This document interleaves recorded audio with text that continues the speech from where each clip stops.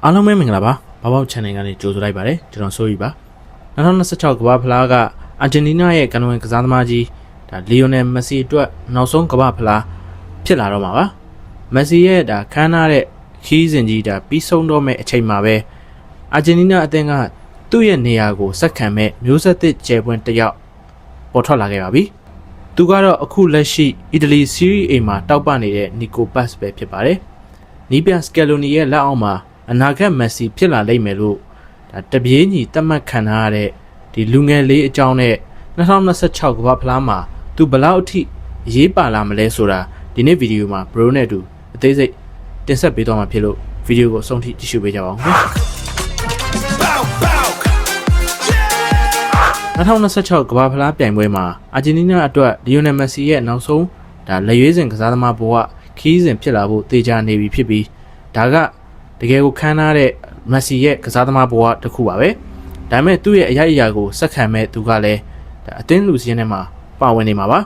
2006ခုနှစ်ကဒါဆာဘီယာအသင်းနဲ့ဒါပြီးတော့မွန်တီနီဂရိုအသင်းနဲ့ပွဲမှာသူ့ရဲ့ပထမဆုံးကမ္ဘာဖလားကိုသွင်းယူခဲ့တာကနေ2022ခုနှစ်မှာဒါကမ္ဘာဖလားချန်ပီယံဆုဖလားကိုကင်မြောက်နိုင်တဲ့အထိမက်ဆီကကမ္ဘာအကောင်းဆုံးလူငယ်ကျယ်ပွင့်တဦးကနေသမိုင်းတစ်လျှောက်အကောင်းဆုံးကစားသမားအဖြစ်ပြောင်းလဲနိုင်ခဲ့တဲ့သူပါဒီပြိုင်ပွဲအတွင်းမှာမက်ဆီကအသက်39နှစ်ပြည့်တော့မှဖြစ်ပြီးသူကဒါအမေရိကန်ရဲ့ဒါပူပြင်းတဲ့ရာသီဥတုဒဏ်မှာကစားရတာအသားကျနေပြီဖြစ်ပေမဲ့လည်းအရင်ပြိုင်ပွဲတွေနဲ့ရှင်မယ်ဆိုရင်တော့သူ့ရဲ့အခန်းကဏ္ဍကအာဂျင်တီးနားလက်ရွေးစင်အသင်းမှာအနှဲငယ်ရော့ကျသွားနိုင်ပါတယ်အာဂျင်တီးနားမှာမရှိတဲ့အချိန်မှာလည်းအသင်းကဆက်လက်ရှင်သန်နိုင်မှာဖြစ်တယ်လို့ဒါသက်သေပြဖို့အသင်းသားတွေအပေါ်နီးပြစကယ်လိုနီကမျှော်လင့်နေမှာသိကြပါတယ်ပြီးခဲ့တဲ့အပတ်ကမော်ရီတေးနီးယားကိုဒါ2ဂိုးတကိုးနဲ့နိုင်တဲ့ခြေစမ်းပွဲမှာဖရန်ကိုမာစတန်တူနိုပြီးတော့ဂျူလီယာနိုစီမီယိုနီနဲ့တီယာဂိုအယ်မာဒါတိုလိုလူငယ်ကစားသမားတွေပါဝင်ကစားခဲ့ကြပြီးစကယ်လိုနီအနေနဲ့သူ့အသင်းကိုဒါမက်ဆီမရှိတဲ့နောက်ပိုင်းမှာစတင်အသက်သွင်းမှုအတွက်ပြင်ဆင်နေပြီဖြစ်ပါတယ်ဒါပေမဲ့နီကိုပတ်စ်ကတော့သူ့ရဲ့တတိယမြောက်လက်ရွေးစင်ပွဲထွက်ခွင့်ပါတယ်အကောင်းဆုံးအရေးချင်းတွေပြသနိုင်ခဲ့ပါတယ်ဒီလိုခြေစွမ်းပြမှုကြောင့်မြောက်အမေရိကမှာကျင်းပမဲ့အာဂျင်တီးနားရဲ့ဒါကမ္ဘာဖလားအဖွင့်ပွဲစဉ်ဖြစ်တဲ့အယ်ဂျီရီးယားနဲ့ပွဲမှာပွဲထွက်လူစီယန်မှာပါဝင်ဖို့အခွင့်အရေးပိုများသွားခဲ့ပြီဖြစ်ပါတယ်။မော်ရီတေးနီးယားနဲ့ပွဲမှာပတ်စ်ရဲ့ဒါအရေးချင်းပြသမှုကိုပြောပြပေးချင်ပါတယ်။မော်ရီတေးနီးယားနဲ့ပွဲမှာတစ်ဖက်သက်ပွဲဖြစ်လာမယ်လို့တွက်ဆထားတာကြောင့်စကယ်လိုနီက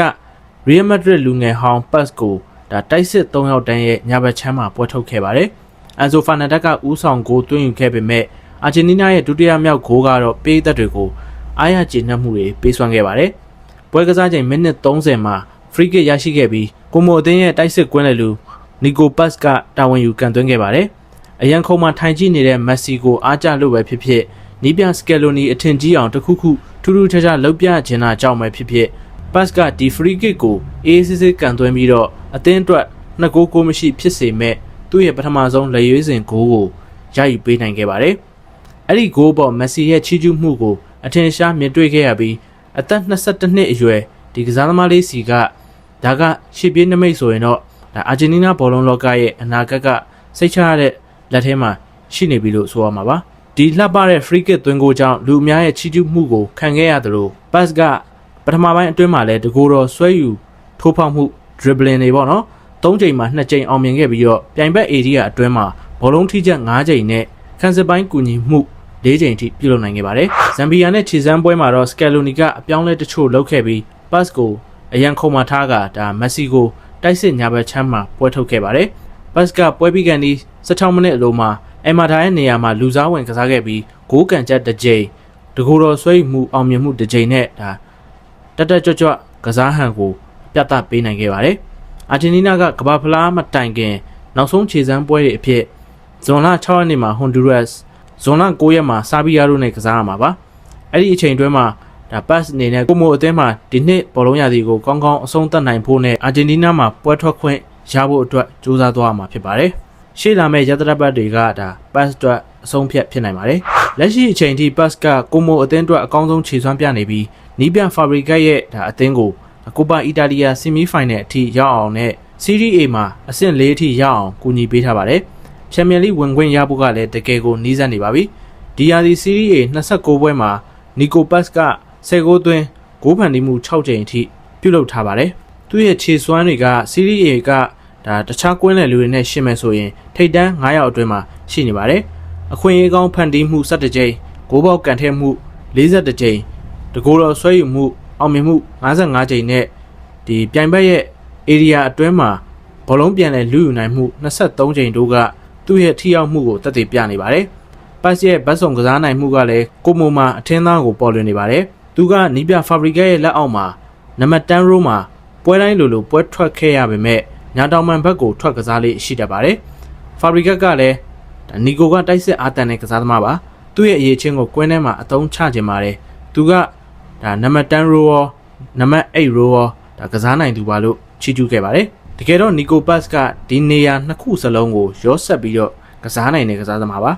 စီးရီးမှာ6ပောင်ဝင်ပတ်သက်မှု16ကြိမ်အထိရှိနေတာကြောင့်နံပါတ်10 row မှာလည်းကောင်းသလိုကစားကွက်ချိတ်ဆက်ပေးနိုင်မှုနဲ့ဒါကွင်းအနှံ့မှာလိုက်လံကစားနိုင်မှုတွေလည်းရှိပါတယ်ဒီလိုနေရာဆုံးကစားနိုင်တာကစကယ်လိုနီအတွက်ကမ္ဘာဖလားမှာကြီးမားတဲ့အားသာချက်ဖြစ်လာမှာပါကမ္ဘာဖလားချန်ပီယံဒီနီးပြကြီးက4-3-3ကစားပုံကိုကြိုက်တာကြောင့် Fabrica ရဲ့4-2-3-1ကစားကွက်နဲ့တော့နည်းနည်းလေးကွဲပြားပါတယ်ဒါကြောင့်သူကမြောက်အမေရိကမှာညာတောင်မှာကစားရဖို့ပိုများပါတယ်မော်ရီတေးနီးယားနဲ့ပွဲမှာတွေ့ခဲ့ရတယ်လို့ပဲသူကဒီနေရာမှာလည်းတော်တော်လေးဒါထိရောက်မှုရှိတာကြောင့်အာဂျင်တီးနားရဲ့ကမ္ဘာဖလားမှာလျှို့ဝှက်လက်နက်တစ်ခုဖြစ်လာနိုင်ပါတယ်လာမယ့်သတင်းပတ်တွေကတော့တော်တော်လေးအရေးကြီးပါတယ်အကယ်၍နီကိုပတ်စ်တာကိုမိုအသင်းကိုချန်ပီယံလိဝင်ခွင့်ရအောင်နဲ့ကိုပါအီတာဖလားရအောင်ကူညီပေးနိုင်ခဲ့မယ်ဆိုရင်ဇွန်လ18ရက်အယ်ဂျီးရီးယားနဲ့ပွဲမှာစကယ်လိုနီကသူ့ကိုပွဲထွက်လူစင်းမှာထည့်သွင်းလာနိုင်ပါတယ်မက်ဆီကတော့နှုတ်ဆက်ဖို့ပြင်နေပြီဖြစ်ပေမဲ့ပတ်စ်ရဲ့ပုံစံအရအာဂျင်တီးနားမှာတာဝန်ယူမဲ့တယ်လစ်မန်အသစ်တယောက်ရှိနေပြီဆိုတာအသေးကြပါပဲဒါကတော့အာဂျင်တီးနားရဲ့အနာဂတ်တိုက်စစ်မှုအသစ်နီကိုပတ်စ်ရဲ့အကြောင်းပဲဖြစ်ပါတယ်သူကတကယ်ပဲမက်ဆီရဲ့ခြေရာကိုနင်းနိုင်မဲ့သူဖြစ်လာမလားဒါမှမဟုတ်အာဂျင်တီးနားရဲ့အရေးပါတဲ့လျှို့ဝှက်လက်နက်တစ်ခုပဲဖြစ်နေအောင်မလားဘရိုတို့ရဲ့အမြင်တွေကိုကွန်မန့်မှာဝင်ရောက်ဆွေးနွေးသုံးသပ်ပေးခဲ့ကြပါဦးဗီဒီယိုကိုအဆုံးထိကြည့်ရှုပေးတဲ့အတွက်ကျေးဇူးများတင်ပါတယ်နောက်ထပ်ဗီဒီယိုမှာလည်းထပ်မံဆုံနေနိုင်ဖို့ like follow subscribe လုပ်ပေးခဲ့ကြပါဦးခင်ဗျာ